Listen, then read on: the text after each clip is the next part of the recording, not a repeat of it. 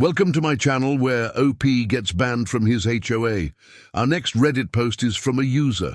So this happened about 13 years ago when I was still living at home. In our suburban neighborhood in Southern California, there was an HOA that monitored the aesthetics of the community. The HOA had rules about what colors you could paint your house and even required us to have matching window and door colors. You could only have one color for each house. The idea was that if everyone's houses were white with black doors and windows, it would make the neighborhood look nice and uniform. And yes, every single house in the neighborhood was white with black doors and windows, except for mine. I was an artist at the time, painting mostly murals on people's houses and commercial buildings. I was also going through a divorce, and my ex-wife had taken the kids. So I was pretty depressed. I don't know why, but I decided to paint my house in the colors of the rainbow. It was just something fun to do. I painted stripes of red, orange, yellow, green, blue, indigo, and violet on my house, and then I painted the roof a solid white. To finish it off, I drew a smiley face on the side of the garage, and I thought it looked awesome.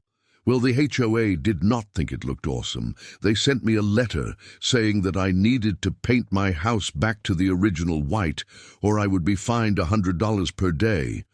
I didn't care. I was having fun, and I wasn't paying attention to any of the mail I was getting. I had my studio at the back of my house, and I was working on some big projects. One day, my dad told me to go check the mail because there were a bunch of letters addressed to me from the HOA. I must have gotten around 20 letters from them all saying the same thing, that I had to paint my house back to white or I would be fined another $100. I remember laughing and thinking, bring it on.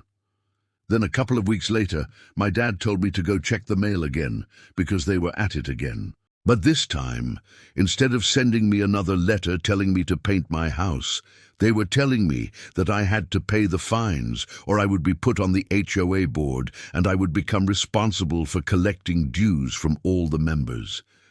I laughed again and thought, sweet, maybe I can get them to change their stupid rules. What neither the HOA nor I expected was that a few days later, I would receive a letter telling me that because I hadn't paid my fine and I hadn't replied to any of their letters, I had been put on the HOA board. So now I'm on the HOA board and I'm supposed to be enforcing the rules. Well, I didn't enforce the rules. I actually started making changes to the rule book. In the section that outlined exterior house colors, I changed the language so that it said that homeowners could paint their houses whatever color they wanted, as long as the color scheme wasn't offensive.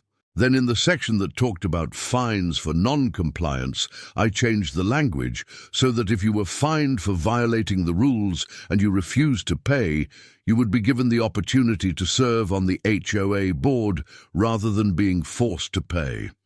And finally, I added a new rule that said that any fines collected by the HOA would go directly to the person who filed the complaint. I thought I was hilarious. So then, at the next HOA meeting, I presented the revised rulebook to the other members, and I suggested that we vote on whether to accept it or not. They weren't happy about it, but they couldn't argue with the fact that I had simply changed the wording of the existing rules. And I hadn't added anything that was truly illegal. They voted and they accepted the changes to the rule book. So now if someone didn't like the color of my house, they would have to pay me $100 instead of the other way around. So a few months after all that, I got a call from one of the members of the HOA. She was furious and she demanded that I reverse the changes I had made to the rule book. I told her that I couldn't do that, because the rule book had been voted on and accepted by all the members of the HOA. Then she tried to argue with me about the legality of how I changed the rules, but I cut her off and I told her that she should just read the rule book. Then she asked me if I really thought it was funny changing the rules so that I could get money out of her. I told her that I didn't make the rules up, but it seemed like she wasn't getting it. So I asked her if she wanted to talk about it more. I suggested that we meet at my house and we can talk about it over a cup of coffee. She agreed. So we met at my house, and I poured her a cup of coffee, and we started talking about it. She explained to me that she had complained about another neighbor's flag that was flying from a pole in their front yard. It was a POWMIA flag, and she thought it was offensive, so she filed a complaint with the HOA, and she was expecting to get 100 out of them.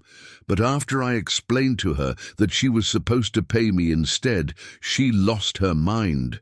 She got up in a huge huff and stomped out, and that was the end of that. About a month after that, I got a letter saying that they wanted to take the issue to court. I told them to go right ahead. That was the best $100 I ever made. OP, if you're watching this, please tell us what you did with the $100. I need to know. Please do. I mean, I guess technically you could say that OP spent it on legal fees, but I want to know if he went out and bought himself a nice dinner or something. Oh, hey, look at that. We have an update from OP. OP here.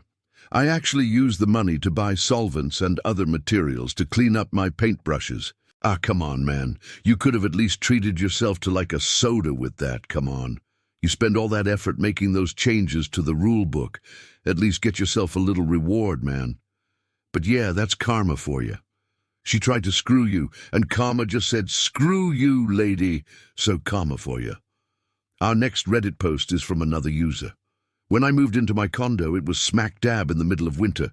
It was snowing, cold, grey skies, the whole 9 yards.